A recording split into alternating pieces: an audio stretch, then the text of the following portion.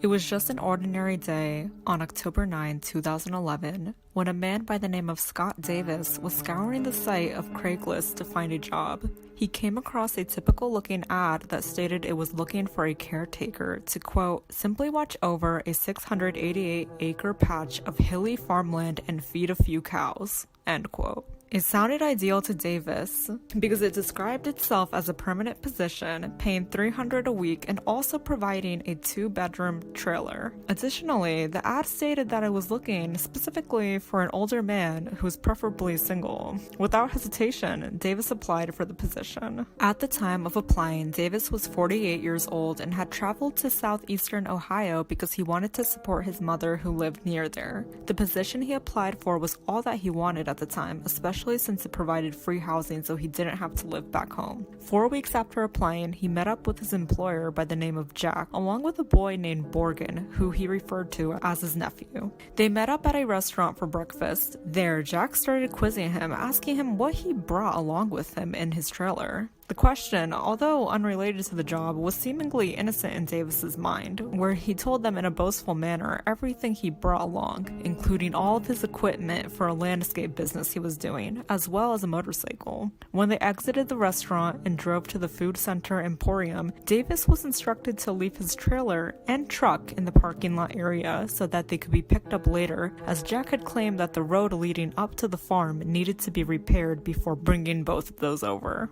Davis then went to sit in Jack's vehicle with the boy named Brogan at the driver's seat. Jack was very amiable and was good at small talk, talking about all types of topics ranging from his favorite cereal to eat and the church he attends. Davis noticed that they were driving further and further into the vast farm that seemingly was endless. Jack then told Brogan to drop them off in the area where they shot the last deer. When he pulled over in the wooded area, Jack told Davis this was where he left the tools needed to repair the road. Once they all got out of the car, Jack led the way up the hill. As they were walking, Jack suddenly stopped. He said they were walking in the wrong direction and that they should walk back the other way. On their way back, Davis was now in front of Jack.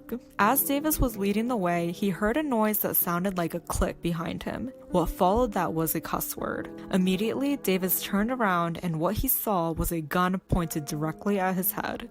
The gun Jack was holding jammed at his first attempt to shoot Davis. Davis quickly threw up his arms to cover his face, and when Jack shot at him again, this time the gun actually worked and the bullet shattered his elbow. Davis started to run for his life, literally. Jack repeatedly shot in his direction, but each time Davis was spared by sheer luck. In an effort to remain unseen, he hid in the dense woods. During this time, major blood loss was occurring, and he had to think fast or else he'd die. As the evening approached, he stumbled to a nearby house and rang the doorbell. A 9-year-old boy opened the door, and immediately upon seeing Davis, he screamed to his uncle that there was a man outside who has been shot and was bleeding heavily. When the uncle came to see Davis, Davis asked him to call 911. Once the police arrived, they at first didn't believe Davis's story and assumed that he was part of some drug-dealing altercation. When Davis told them about the 688-acre land, they were oblivious about its existence. But when he told them the exact location of his motorcycle and trailer, the authorities started to believe everything Davis was saying.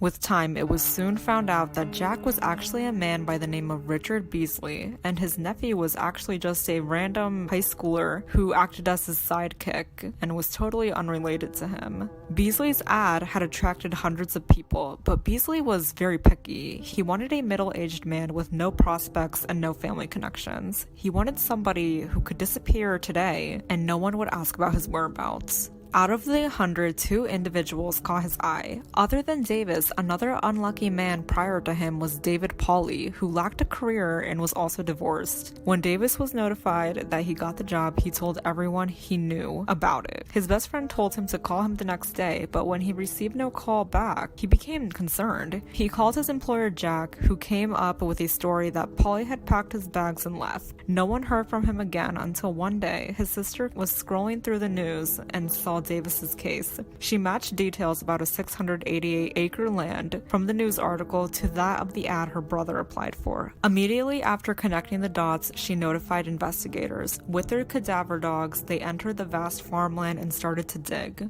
What they discovered was shocking. Investigators discovered the body of her brother as well as a second empty grave, presumably made for Davis. Using the IP address of the Craigslist ad, they traced and located the Craigslist killer's house, which at the time was unoccupied. The killer had left a note to his landlord that he was leaving. They ended up finding him in another nearby home, and the name he was using, Richard Greer, was actually his first victim's name. The killer's real name is Richard Beasley. They subsequently found and arrested the teenage accomplice, Brogan. Beasley was said to have lived an unfulfilling life, where he got in a lot of trouble with the cops, which gave him urges to just disappear. He came up with an idea. Instead of wanting to go away, he can just steal someone else's identity. That's how his entire Craigslist business started. In 2012, the high school sidekick named Borden was sentenced to life without parole, and Beasley was sentenced to death. To this day, Beasley still claims that he's innocent. What do you all think of this case?